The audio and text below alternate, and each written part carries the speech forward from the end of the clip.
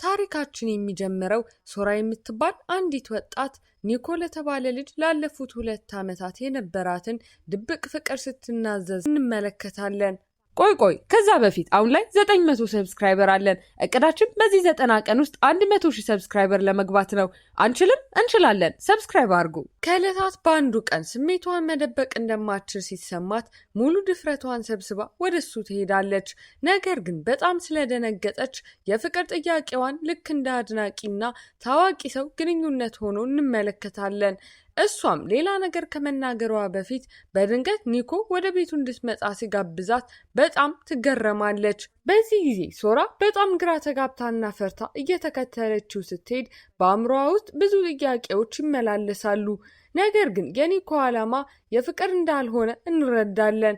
ወደ ቤቱ ሲደርሱ የኮሚክ መጽሐፍ ገጽ ይሰጣትና ጥቁር ክፍሎቹን ቀለም እንድትሞላ ይጠይቃታል። ይህም የኮሚክ ቀለም አቅላሚ ስራ መሆኑን እንረዳለን። ከትንሽ ቆይታ በኋላ ሶራ በአንድ ሰዓት ውስጥ ብቻ ያሳየችውን አስገራሚ ችሎታ ሲመለከት ኒኮ በጣም ይደነቃል።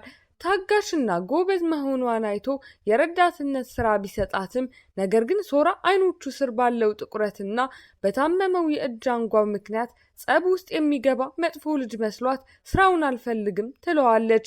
ኒኮ የተሳሳተ ግንዛቤዋን ሲረዳ የአይኑ ጥቁረት ሌሊቱን ሙሉ ስዕል ከመሳል እንደመጣና እጁም ሁልጊዜ ኮሚክ ከማቅለም የተነሳ እንደሚያመው ያስረዳታል። በዚህ ጊዜ የህልም ልዕሏ መጥፎ ሰው እንዳልሆነ ስታውቅ በጣም ደስ ይላትና ሀሳቧን ትቀይራለች። በኋላም ወደ ቤት ስትመለስ አርቲስት መሆኑን ባለማወቋ የሞኝነት ስሜት እየተሰማት የሰጣትን ፊርማ ስትመለከት ታዋቂው የኮሚክ አርቲስት ሚኖ መሆኑን አውቃ በጣም ትደነግጣለች። ይህ ሁኔታ ለሶራ ትልቅ አደጋ ነበር። ምክንያቱም እሷ በኮሚክስ ላይ ያሉ ስህተቶችን በማውጣት የሚታወቅ ታዋቂ የኦንላይን ገጽ እንዳላት እንረዳለን። እሷም የሚኖን ስራ ደጋግማ ስትነቅፍ እንደነበረ ታስታውሳለች። አሁን ስትመለከት የእሷ ትችቶች እንቅልፍ ላጡ ሌሊቶቹ ዋነኛ ምክንያት እንደነበሩና ስዕሉን እንዲያሻሽል የሚረዳው ሰው ሲፈልግ የነበረው እሷኑ መሆኑ ትረዳለች። በማግስቱ ሶራ በከፍተኛ ጸጸት ተሞልታ እድሏን እንዳበላሸች በማሰብ እየተጨነቀች ባለችበት ሰዓት ኒኮ መጥቶ እንደገና ረዳቱ እንድትሆን ሲጠይቃት በጣም ትደነግጣለች። በዚህ ጊዜ የኦንላይን ማንነቷን አውቆብኝ ሊበቀለኝ ነው ብላ ስላሰበች ሮጣ ጂም ቤት ውስጥ ትደበቃለች። በዚያው ቅጽበት በድንገት በቮሊቦል ጨዋታ ላይ የማሸነፊያ ነጥብ አስቆጥራ እንደገና ወደ ቤተ መጻሕፍት ስትሸሽ ኒኮ ይከተላታል። ማውራት ስለማይችሉ በመጽሐፍት ውስጥ መልእክቶችን መለዋወጥ ቢጀምሩም ነገር ግን እሱ ስለ ስራ መተባበር ሲጽፍላት እሷ እንደዛቻ ወስዳው በፍርሃት ትዋጣለች። ከጥቂት ጊዜ በኋላ የተከመሩት መጽሐፍት ብዛት በቤተ መጽሐፍት ሰራተኛዋ እንዲባረሩ ሲያደርጋቸው ኒኮ የመጨረሻ ጥያቄውን ያቀርብላታል። በዚህ ጊዜ እሷም ሚስጥሯን ገና እንዳላወቀባት ተረድታ በጣም ትደሰትና በመጨረሻም ትስማማለች። በመጀመሪያው ቀናቸው ኒኮ ሶራን በፍጥነት በብስክሌት እያሽከረከረ ይወስዳትና ለኮሚኩ አካባቢ ጥናት እንደሆነ ያስረዳታል። ወገቡን እንድትይዝ ሲነግራት እንኳን ትኩረቱ ሙሉ በሙሉ በስራው ላይ ብቻ እንደሆነ እንረዳለን።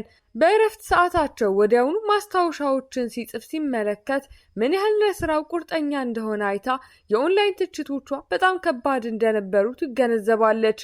ከዚያም ወሬያቸው ወደ ስራና ህይወታቸው ሲያመራ ኒኮ ከዚህ በፊት አፍቅሮ እንደማያውቅና የፍቅር ታሪኮችን የሌሎችን ተሞክሮ መሰረት አድርጎ እንደሚጽፍ ይነግራታል። በዚህ ጊዜ ሶራ ስለ ረጅሙ ልጅ ያላትን ፍቅር እንደ አድናቂ ያቀረበችውን ጥያቄና በምላሹ ፊርማ ብቻ እንዳገኘች ብትነግረውም ነገር ግን ኒኮ ስለሱ እያወራች እንደሆነ ምንም አይገባውም። ከጥቂት ጊዜ በኋላ ሶራ የሚኖን ስሜት ገላጭ አጻጻፍ የሚያመሰግኑ ጽሑፎችን ስታነብ ቆይታ በድንገት ኒኮ ምንም አይነት ስሜት ሳያሳይ በረሮ ሲገድል ስትመለከት የሴትን ልጅ ልብ በእውነት መረዳቱን መጠራጠር ትጀምራለች። እሱም ስለ ልቦናን የሚያጠናው ለገጸ ባህሪያት ጥናት ብቻ መሆኑንና የመጀመሪያው ታዋቂ ኮሚክ በቅርቡ የጎበኘችውን ክሊዮ የተባለች የሁለተኛ ደረጃ ትምህርት ቤት ጓደኛውን መሰረት ያደረገ መሆኑን ሲያስረዳት ሶራ በቅናት ትቃጠላለች።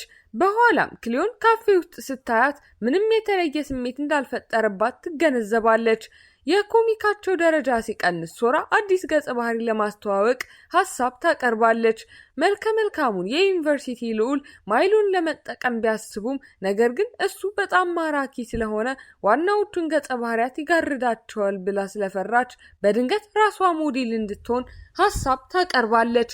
ኒኮ ወዲያውኑ ይስማማና በጣም አይናት ስቢም ብሎ በመናገር ይህ ዋናዎቹን ገጸ ባህሪያት ጎልተው እንዲወጡ ይረዳል ይላታል። ኒኮ እሷን በጥልቀት ማየትና እያንዳንዱ እንቅስቃሴዋን መመዝገብ ሲጀምር ሶራ በውስጧ በጣም ደስ ቢላትም ነገር ግን እያፈረች ሰውነቷን በማጠፍጠፍ እንደ ሮቦት መንቀሳቀስ ትጀምራለች። ቪዲዮውን እዚህ ድረስ ከተመለከታችሁ ተመችቷችኋል ማለት ነው። ቪዲዮውን ላይክ ቻናሉንም ሰብስክራይብ ማድረግ እንዳይረሳ እንላለን። ወደ ታሪካችን ከትንሽ ቆይታ በኋላ ማስታወሻ ደብተሩን ስትመለከት በውስጡ ባነበበችው ነገር በጣም ታዝናለች። ምክንያቱም ቅንጅት የሌላት በቾፕስቲክ ለመብላት የምትቸገርና መስታወት ለማየት በእግሯ ጣቶች መቆም ያለባት አጭር እንደሆነች ስለገለጻት ነው። በዚህ ጊዜ በጣም ያዘነችው ሶራ ኒኮን ይበልጥ አዝናኝ ከሆነችው ጓደኛዋ ኤኒስ ጋር ለማስተዋወቅ ትወስናለች። በተማሪዎች ማደሪያ ውስጥ ሲያገኟት ኒኮ የቀድሞ የቡድን አምበል ሆኖ ኮሚክ ለመሳል ሲል ኳስ ያቆመ መሆኑን ከሚያስታውሰው አርሎ ከተባለ የቅርጫት ኳስ ተጫዋች ጋር ይገናኛል። ኤኒስ ጩኸት የሚበዛባትና ቁጡ ባህሪ ያላት ብትሆንም ነገር ግን ከሙዚቃ ክለብ የተገኘ የሚያምር የዘፈን ድምጽ እንዳላት ሶራ ስለምታውቅ ኒኮ በዚህ ተገርሞ ኤኒስ ለአዲስ አጋዥ ገጸ ባህሪ ሞዴል አድርጎ ሊጠቀምባት ይወስናል። ኒኮ ሶራን ለማመስገን እራት ቢጋብዛትም ነገር ግን ሊወጡ ሲሉ በድንገት ከባድ ዝናብ መዝነብ ይጀምራል። በዚህ ጊዜ ኒኮ ጃኬቱን እሷን በመሸፈን ከኮሚክ ውስጥ ያለን የፍቅር ትዕይንት ለመፍጠር ቢሞክርም ነገር ግን ሁኔታው ስላልተሳካ ሁለቱም በዝናብ በጣም ይርሳሉ። በዚያው ቅጽበት ኤኒስ ዣንጥላ ይዛ ለሶራ ትደርስላታለች። ከኒኮ ጋር ከዣንጥላው ስር ስትቆም የሚያልፍ መኪና ውሃ ቢረጫቸውም ነገር ግን የሶራ ልቧ በከፍተኛ ፍጥነት መምታት ይጀምራል። ነገር ግን ኒኮ ምንጊዜም አርቲስት ስለሆነ ወደ ቤት መሄድ አለብኝ ብሎ በድንገት ሁኔታውን ያቋርጠዋል። ከጥቂት ጊዜ በኋላ የኒኮ አርታኢ ደውሎ በኮሚክ ውስጥ ያለችው ሴት ገጸ ባህሪ ሁልጊዜ አንድ አይነት ስሜት ብቻ እንዳላት ሲነግረው የሴትን ልጅ አመለካከት በተሻለ ለመረዳት ኒኮ ለአንድ ቀን እንደ ሴት ገጸ ባህሪ ለመኖር ይወስናል። ይህ በእንዲህ እንዳለ ስለ ኤኒስ የሚያነሳቸው ተደጋጋሚ ጥያቄዎች ሶራን በቅናት እንድትቃጠል ያደርጓታል። ምክንያቱም አሁን ለጓደኛዋ ፍላጎት እንዳለው ስላመነች ነው።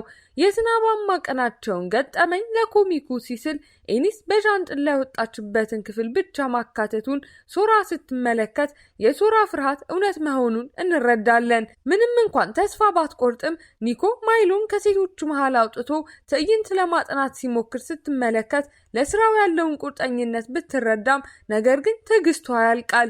በጣም የተናደደችው ሶራ ኒኮን ታፋጥጠዋለች። እናም ስሜቷን ፈጽሞ እንደማይረዳት ትነግረዋለች። ማስታወሻ ደብተሩን ስትነጥቀው በውስጡ በራስ መተማመን እንደሌላትና ከኤኒስ እየኮረጀች እንደሆነ የሚገልጽ ጽሑፍ ታገኛለች። ልቧ ስለተሰበረና በጣም ስለተናደደች በዚያው ቅጽበት ስራዋን ታቆማለች። ጥላውም ስትሄድ ኒኮ ሊከተላት ሲል በድንገት የምሳ ዕቃዋ ሲወድቅ ለእጇ እንኳ የወጣችለትን የህመም ማስታገሻ ይመለከታል። በዚህ ጊዜ በእውነት እንደምታስብለት ይረዳና በጣም መጨነቅ ይጀምራል። ኒኮ ለሶራ መልእክት ቢልክም ነገር ግን ሰዓታት ያለ ምላሽ ያልፋሉ። በዚህ ጊዜ ጓደኛውም ስሜቱን በተሻለ ለመረዳት የሴቶች ጌም እንዲጫወት ይመክረዋል። ሌሊቱን ሙሉ ሲጫወት ካደረ በኋላ በማግስቱ ኒኮ ሶራን ገበያ ይዟት ይወጣል። ለእሷ ስጦታዎችን በመምረጥ ላይ ሲያተኩር ንዴቷ እየበረደ ይሄዳል። በልብስ መደብር ውስጥ ከዋና ሴት ገጸ ባህሪው ጋር ይመሳሰላል ብሎ የሴይለር ሙን ልብስ መርጦ እንድትለብሰው ሲጠይቃት አሻፈረኝ ትላለች። ነገር ግን የገጸ ባህሪውን እንቅስቃሴ ለማጥናት ኒኮ ራሱ ሲለብሰው ስትመለከት በቁርጠኝነቱ በጣም ትገረማለች። ከጥቂት ጊዜ በኋላ ጭንቀቷን ለማቅለል ወደ መጫወቻ ቦታ ይወስዳታል።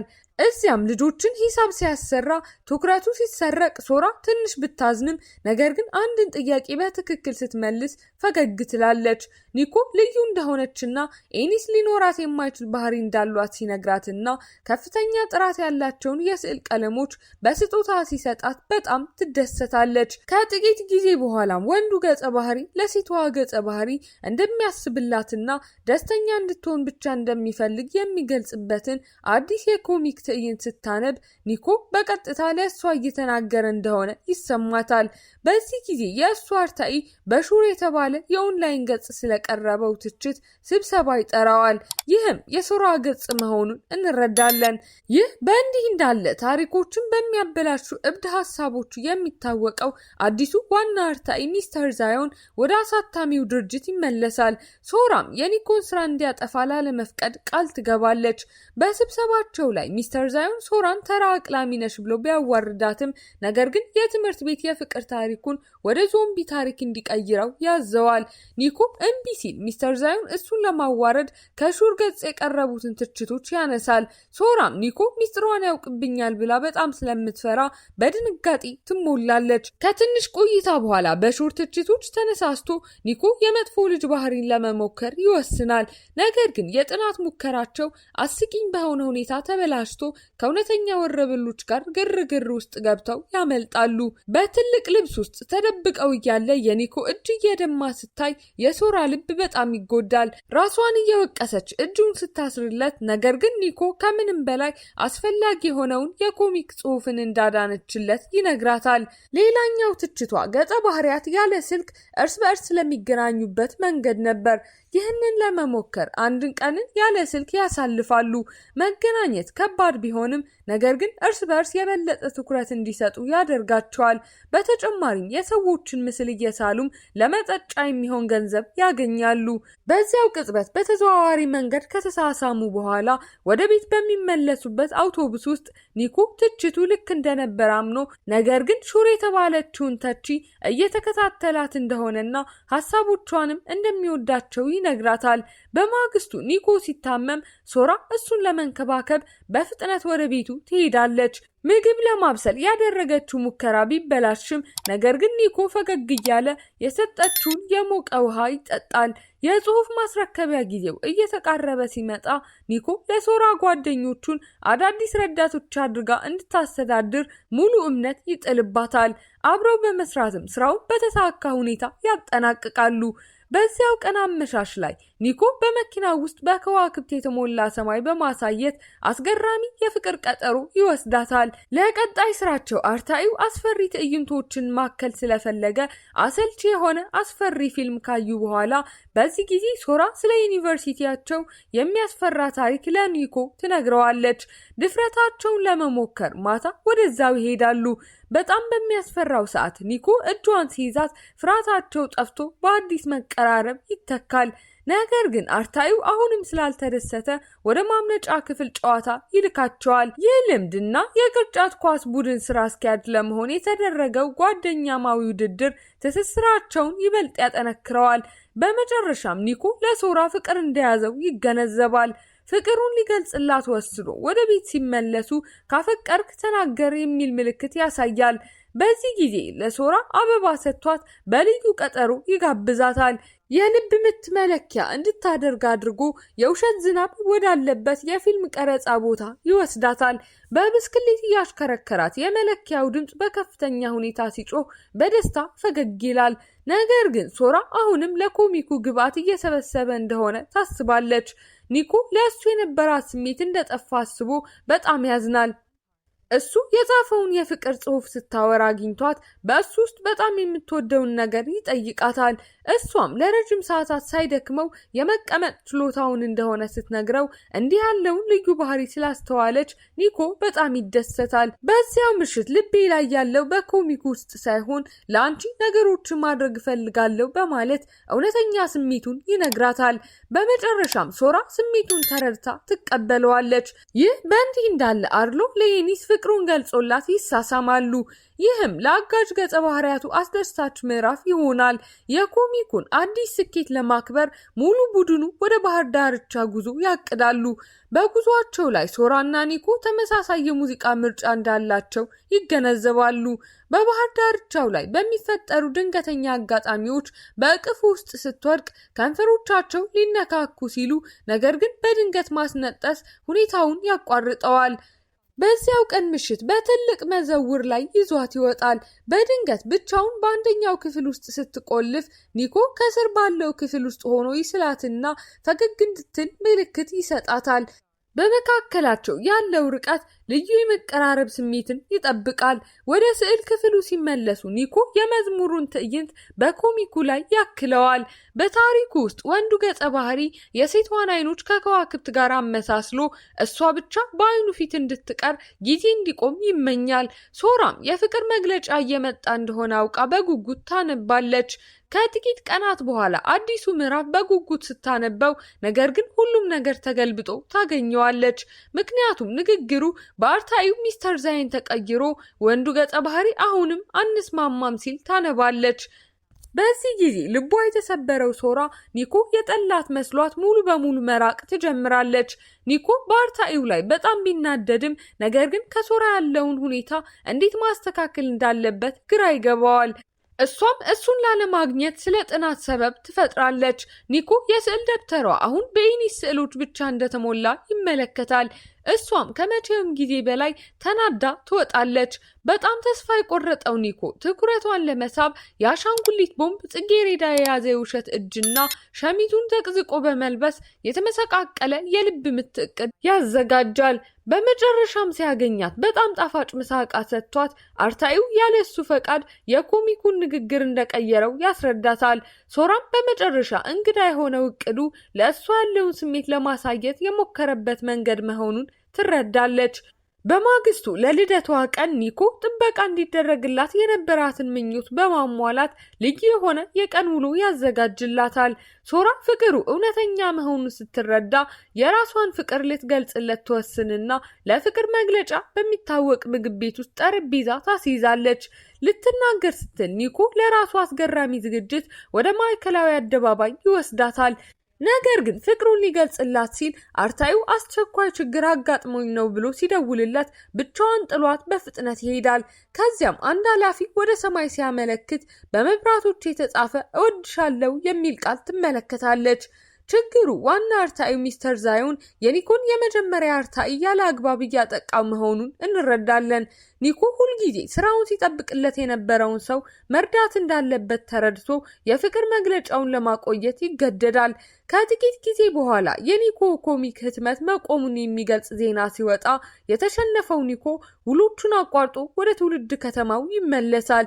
የተጨነቀችው ሶራና ጓደኞቿ በጣም አዝኖና ተስፋ ቆርጦ ሲያገኙት እሱን ለማስደሰት ሶራ የሴለር ሙን ልብስ ለብሳ ትጨፍርለታለች። በማያወላውል ድጋፏ ተነሳስቶ ኒኮ ሚስተር ዛዮንን ለማሸነፍና ኮሚኩን ለአድናቂዎቹ ለመመለስ ቃል ይገባል። ስለዚህም በኦንላይን እንደገና ሊጀምረው ይወስናል። እሱና ሶራ ለኮሚክ ያለውን ፍቅር የጀመረበትን የድሮ የመጀመሪያ ደረጃ ትምህርት ቤቱን ይጎበኛሉ።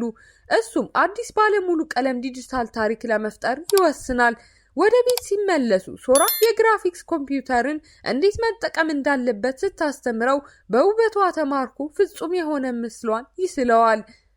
አሁን ዩሜኖ ኮሚክ ስቱዲዮ የተባለውን ሙሉ ቡድን የመጀመሪያውን ባለቀለም ምዕራፍ ሌሊቱን ሙሉ ሲሰሩ ያድራሉ።